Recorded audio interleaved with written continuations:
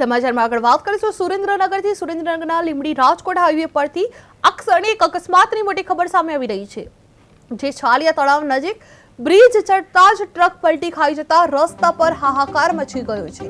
જે અકસ્માતમાં એક વ્યક્તિને ગંભીર ઈજા થતા તેને તરત જ 108 એમ્બ્યુલન્સ દ્વારા લીંબડી સિવિલ હોસ્પિટલ ખાતે ખસેડવામાં આવ્યો છે।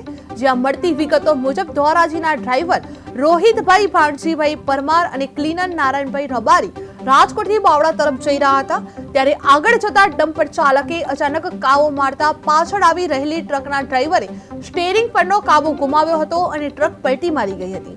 જે રોહિતભાઈને ગંભીર ઈજા હોવાને કારણે તેમને આગળની સારવાર માટે સુરેન્દ્રનગર ખાતે રિફર કરવામાં આવ્યા છે। આ ઘટના અંગે લીંબડી સિવિલ હોસ્પિટલમાં એમએલસી નોંધાઈ ચૂકી છે અને હાલ લીંબડી નેશનલ હાઈવે પર અકસ્માતોના બનાવમાં કોઈ ઘટાડો ન જોવા મળતા વાહન ચાલકોમાં ચિંતા વ્યાપી ગઈ છે। લીંબડી હાઈવે પર ટ્રક પલટી ખાતા એક ઈજાગ્રસ્ત બન્યો હતો, જે ડમ્પરના કાવાથી ટ્રકનો કાબુ ગુમાવ્યો હતો અને ઈજાગ્રસ્ત ડ્રાઈવર સુરેન્દ્રનગર ખાતે રિફર કરવામાં આવ્યા છે। જે છાલિયા તળાવ નજીક ભયાનક અકસ્માત સર્જાયો હતો, જેમાં હાઈવે પર અકસ્માતોનો સિલસિલો યથાવત રહ્યો છે।